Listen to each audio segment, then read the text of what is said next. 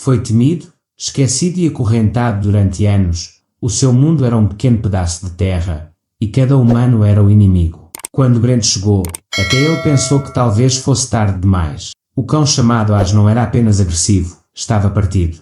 Nenhuma comida, nenhuma voz, nenhuma bondade conseguia chegar até ele, até que um momento inesperado mudou tudo. O que aconteceu a seguir desafiará tudo aquilo em que acredita sobre segundas oportunidades. Se acha que alguns cães estão demasiado perdidos, esta história pode partir-lhe o coração e repará-lo novamente. Está prestes a testemunhar a transformação de resgate mais poderosa até agora. Brent Alden era uma figura conhecida na pacata cidade de Redstone Hollow, junto ao lago.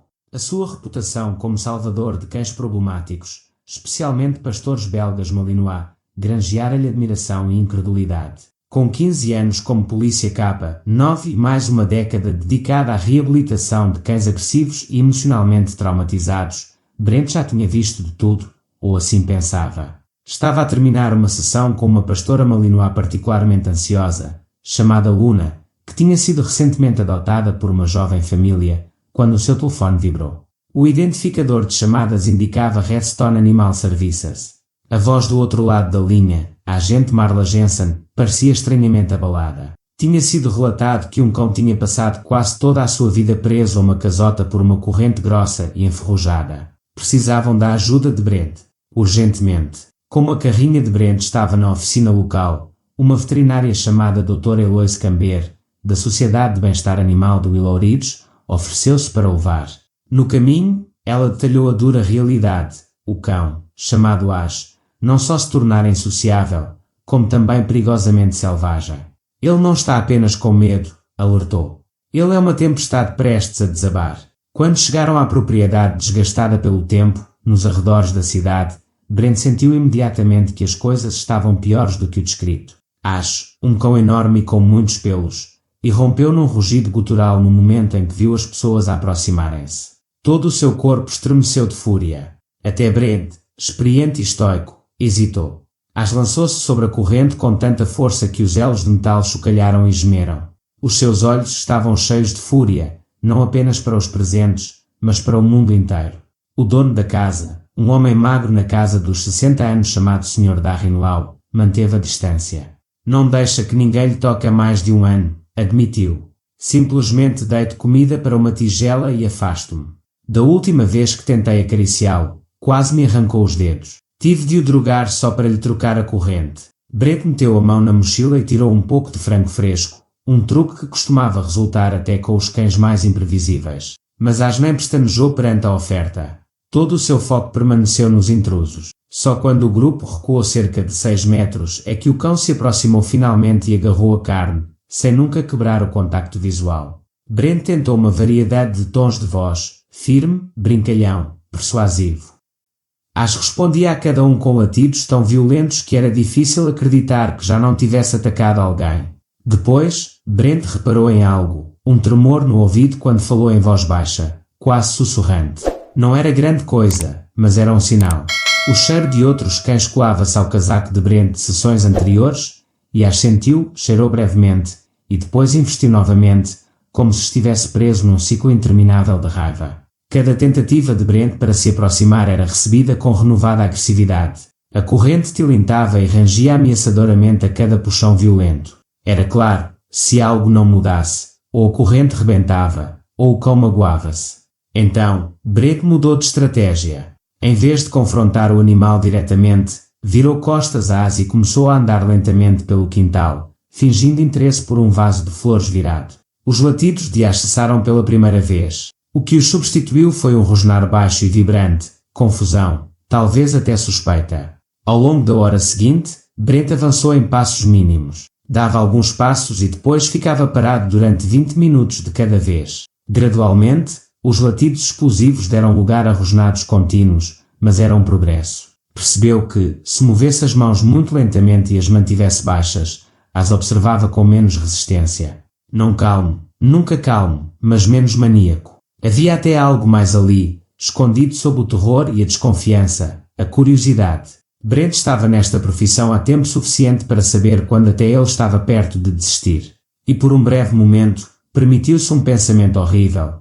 Talvez a eutanásia fosse o único fim misericordioso para aquele cão. Mas não. Ainda não. Deu um último tiro.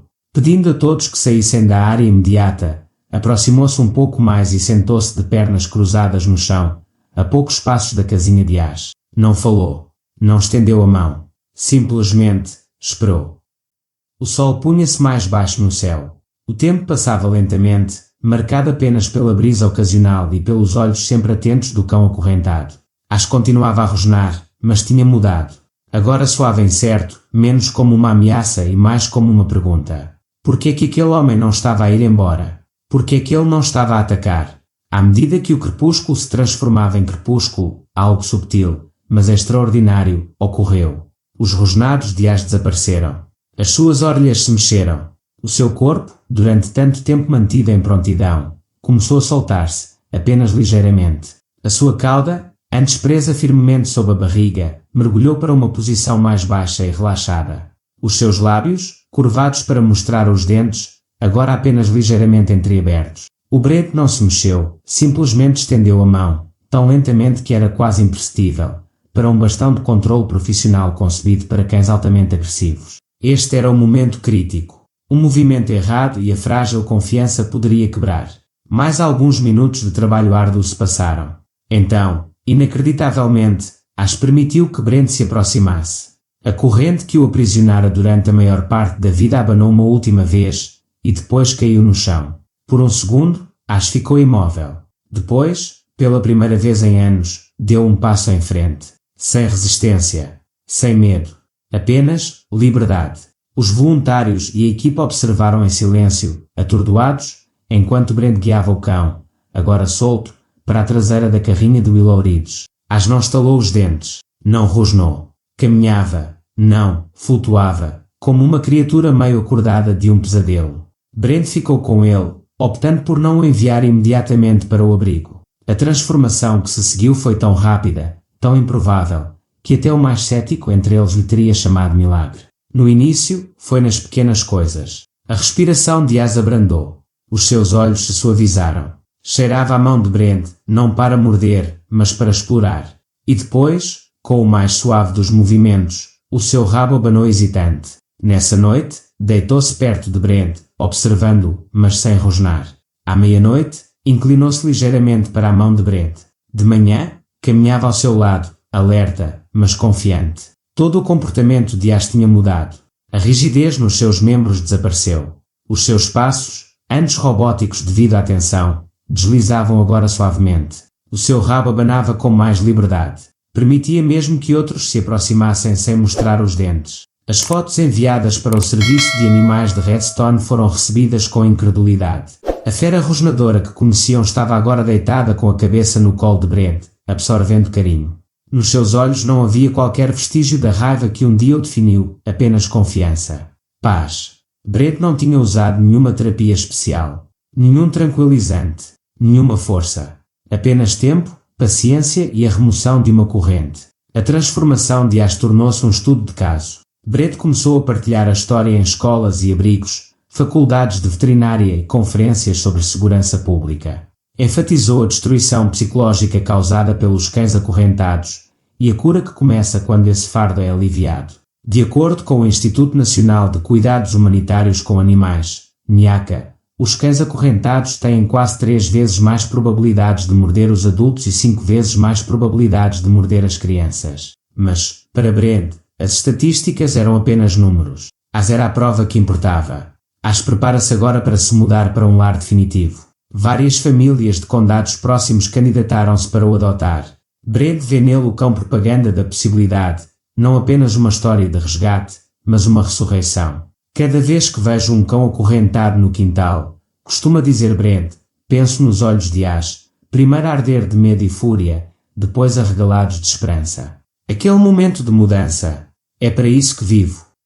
Se a jornada de Ash te emocionou, ajuda-nos a consciencializar. Gosta? Comenta e partilha esta história com alguém que adora animais. Não se esqueça de subscrever mais resgates e transformações inspiradoras. Juntos, podemos despertar a esperança, uma história de cada vez.